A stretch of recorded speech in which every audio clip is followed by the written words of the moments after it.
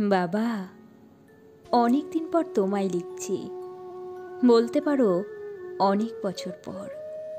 আজ লিখতে বসে কোথা থেকে শুরু করব আর কোথায় শেষ করব বুঝে উঠতে পারছি না, কিন্তু খুব লিখতে ইচ্ছে করলো। তোমার ঠিকানা জানি না, তাই ওপেন ফর্মে লিখলাম। হয়তো কোনোভাবে ঠিক তুমি পড়তে পারবে। তুমি কোথায় আছো, কেমন আছো জানি না, যদিও সবাই বলে তুমি নাকি আমাদের সবার সাথেই আছো, সব কিছু দেখতে পাও, সব বোঝো। তাহলে তো বলতে হয় তুমি এটাও জানো আমিও কেমন আছি। আমি ভালো আছি বাবা, ঠিক যেমনটা তুমি আমায় রেখে গিয়েছিলে, ঠিক তেমনটা। তোমার কথা সারাদিন উঠতে বসতে মনে পড়ে। এটা নতুন কিছু নয়, নতুন যেটা সেটা হলো আমি এখন আগের থেকে অনেকটা বদলে গেছি। তুমি থাকলে হয়তো খুব খুশি হতে। আর সন্ধ্যায় যখন রাস্তা পার হচ্ছিলাম, হঠাৎ পাশে তাকিয়ে দেখি একজন বাবা তার মেয়ের হাত ধরে রাস্তা পার হচ্ছে। ভদ্রলোকের বয়স তোমার থেকে একটু বেশি, মেয়েটি আমার থেকে খানিক ছোট হবে। কেষ্টপুরের রাস্তা, বুঝতেই পারছো। ওদের কথাবার্তা কিছুটা কানে আসলো। বুঝলাম ডক্টর অ্যাপয়েন্টমেন্ট থেকে ফিরছেন দুজনে। কনভারসেশনটা শুনে খুব ভালো লাগলো। মনে মনে মুচকি হাসলাম। তুমি থাকলে হয়তো আমিও তোমায় এইভাবে রাস্তা পার করতাম একটা সময়, ঠিক যেমনটা ক্লাস 11-এর জিওগ্রাফি টিউশন থেকে ফেরার সময় তুমি আমার হাতটা ধরে রাস্তা পার করাতে। তোমার মনে আছে বাবা? আমি এখনও যেন রাস্তা পার হতে পারি না ঠিক করে। ভিড়ে চলতে গিয়ে থমকে যাই, কখনো বা পিছিয়ে পড়ি। অন্ধকার রাস্তায় এখনো পথ চলতে ভয় করে। এখনো কলকাতার প্রচুর চেনা জানা অলিগলি হারিয়ে ফেলি। এখনো বাজার করতে গিয়ে মাছ চিনে কিনতে পারি না, সবজি কিনতে গিয়ে দরদামও করি না। ঝড় উঠলে যখন খুব জোরে বৃষ্টির সাথে বিদ্যুৎ চমকায়, আমি আজও আগের মতো ভয় পাই। এখনো রাত জেগে কাজ করতে করতে যেখানে সেখানে ঘুমিয়ে পড়ি। কিন্তু তুমি আর আগের মতো এসে হাত থেকে ফোন সরিয়ে গায়ে চাদর চাপা দিয়ে যাও না। শরীর খারাপ হলে এখনো ওষুধ খেতে ভুলে যাই, টাইমে গ্যাস বুক করতে ভুলে যাই, এখনো হিসেব করতে বসে ভুল করি। তুমি তো জানো বাবা, হিসেবে আমি বড্ড কাঁচা, বড্ড বেশি বেহিসাবি আমি। এখন অল্পতেই অভিমানী আমি। খুব তাড়াতাড়ি ভুল মানুষকে আঁকড়ে ধরি, খুব অল্পে কষ্ট পাই। এখনো মানুষ চিনতে ভুল করি বাবা, এখনো ঠকি। আজও বোকাই থেকে গেলাম।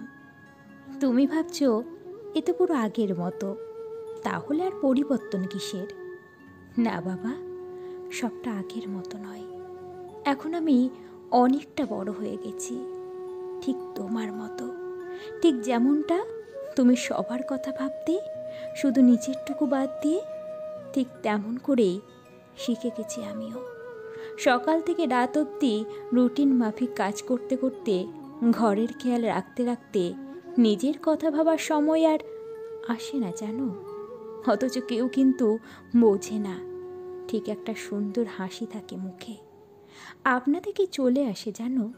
সবাই ভাবে খুব সুন্দর গোছানো একটা মানুষ, সবটুকু পরিপাটি। এখন জানো তো বাবা, নিজের ইচ্ছের মতো শখের জিনিস আর কেনা হয় না। শুধু ভাবি কি কিনলে ঘরের কাজে আসবে। এখন কেউ বারান্দা থেকে আমার ফেরার অপেক্ষা করে না, দেরি হলে ফোন আসে না। বাড়ি ফিরে অকারণে কারোর ওপর রাগ দেখাতে পারি না।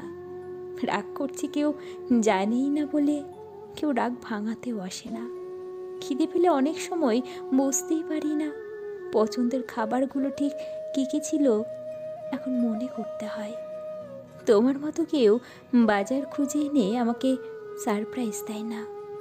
এখন আর আমার অভিমান দেখানোর কেউ নেই।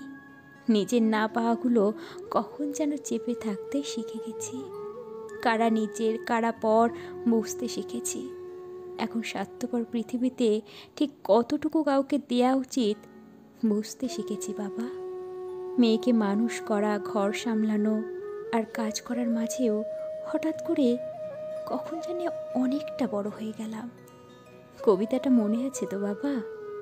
এখনো তো বড় হইনি আমি, ছোট্ট আছি ছেলে মানুষ বলে। দাদার চেয়ে অনেক মস্ত হব বড় হয়ে, বাবার মতো হলে। সব কিছু শিখেছি বাবা, শুধু শিখতে পারিনি তোমায় ছেড়ে কি করে থাকতে হবে। আজও এখনো আমি তোমায় খুঁজি। রাস্তায় চলতে গিয়ে কখনো কোনো বাবাকে তার সন্তানের সাথে দেখি, মনটা খুব খুশি হয়ে যায়। দু চোখ ভরে শুধু দেখি আর ভাবি, কি সুন্দর একটা সম্পর্ক। যারা এখনো তাদের বাবাকে তাদের কাছে রাখতে পেরেছে তারা কতটা ভাগ্যবান। তুমি আমার সবটুকু জুড়েছিলে আর থাকবে। আমার সমস্ত ভুল তোমার কাছে, সমস্ত ক্ষমা তোমার কাছে, সমস্ত চাওয়া পাওয়াটুকু তোমার কাছে। তুমি নেই, আমার আবদার করার মতো আর কেউ নেই। আমার সমস্ত শিক্ষা তোমার। আমি সবটুকু তোমার প্রতিফলন হয়ে থাকতে চাই। আমি জীবনে যতটুকু, সব তোমার জন্য। তুমি নেই এটা আমার চিন্তার বাইরে। শুধু ভাবি তুমি আছো, ঠিকই আছো, শুধু একটু দূরেই আছো। তাই ইচ্ছে মতো তোমায় ছুঁতে পারি না, আগের মতো সবাইকে বলতে পারি না হয়তো যে আমারও বাবা আছে। কিন্তু দিন শেষে রোজ আমি বাড়িতে তোমার কাছে ফিরি। দিন শেষে আমার সবটুকু তোমার কাছে। আজও আমার সমস্ত চাওয়া পাওয়া তোমার কাছে। আজও কিছু খারাপ হলে তোমার কাছে ছুটে যায়।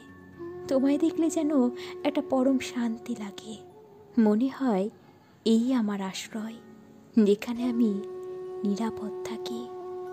আবার কখনো আমরা আমাদের যাত্রাটা শুরু করব। পৃথিবীর সমস্ত বাবারা ভালো থাকুন, দীর্ঘায়ু হন। ভগবানকে ধন্যবাদ এত সুন্দর একটা চরিত্র সৃষ্টি করার জন্য, আর আমার বাবাকে আমার কাছে পাঠানোর জন্য। বাবা, যেখানেই থেকো ভালো থেকো। শুধু পরের বার একটু সময় নিয়ে এসো। ইতি, তোমার মেয়ে।